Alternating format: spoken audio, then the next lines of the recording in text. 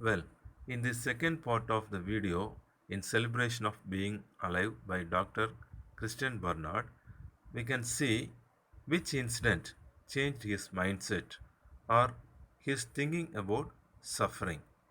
What happened there that morning was that a nurse had left a breakfast trolley unattended, and very soon this trolley was commandeered by an intrepid crew of two, a driver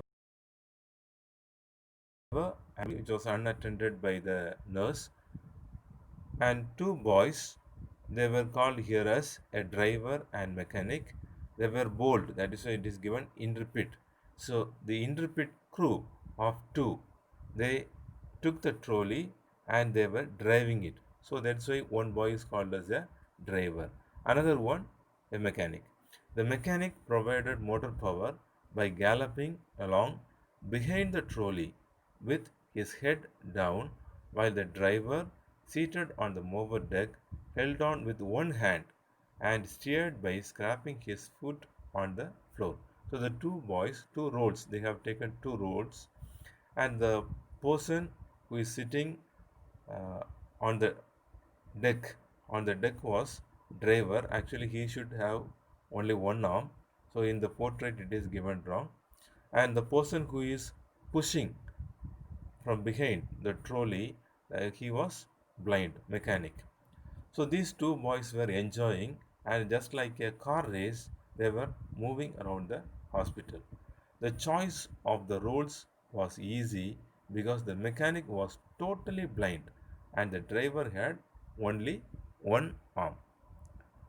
They put on quite a show that day, judging by the laughter and shouts of encouragement from the rest of the patients. It was a much better entertainment than anything anyone puts on at the Indianapolis 500 car race. It was just like a real car race, a lot of entertainment. All the patients were encouraging them and enjoying that incident. There was a grand finale of scattered plates and silverware before the nurse and ward sister caught up with them, scolded them, and put them back to bed. So before that nurse and sister arrive in that particular spot, everything, the plate and everything scattered, and all the patients were enjoying such incident. Let me tell you about these two. The mechanic was all of 7 years old. One night, when his mother and father were drunk, his mother threw a lantern at his father, missed, and the lantern broke over the child's head and shoulders. He suffered severe third degree burns on the upper part of his body and lost both his eyes. At the time of the Grand Prix, he was a walking horror with a disfigured face and long flap of skin hanging from the side of his neck to his body. So, because of his mother's mistake, so he was hit by the lantern, and then his head and shoulders were badly injured. You can easily imagine the person whose face was burnt and hanging, the skin hanging from the side of his neck to his body. As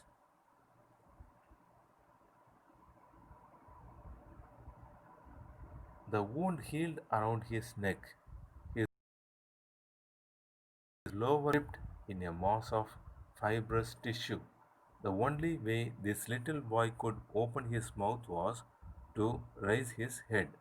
When I stopped by to see him after the race, he said, "You know, we won." And he was laughing. The trolley's driver I knew better. A few years earlier, I had successfully closed a hole in his heart. So the driver was a heart patient, and he had returned to the hospital because he had a malignant tumor of the bone. So he also had a dangerous tumor of the bone. A few days before the race, his shoulder and arm were amputated. So, because of these reasons, one of his arms were amputated, cut off, There was little hope of his recovery. After the Grand Prix, he proudly informed me that the trolley's wheels were not properly oiled, but he was a good driver and he had full confidence in the. Suddenly, I realized that these two children had given me a profound lesson in getting on with the business of living.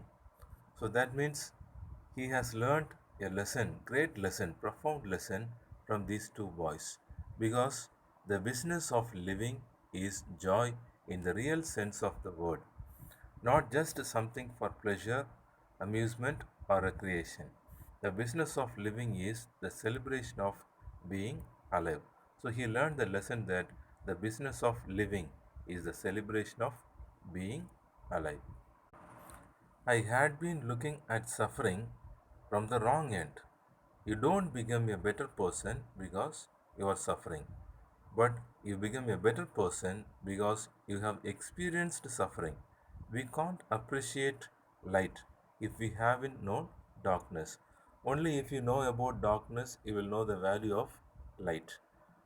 Nor can we appreciate warmth if we have never suffering cold. Likewise, if you know what is cold, then you can appreciate the value of warmth.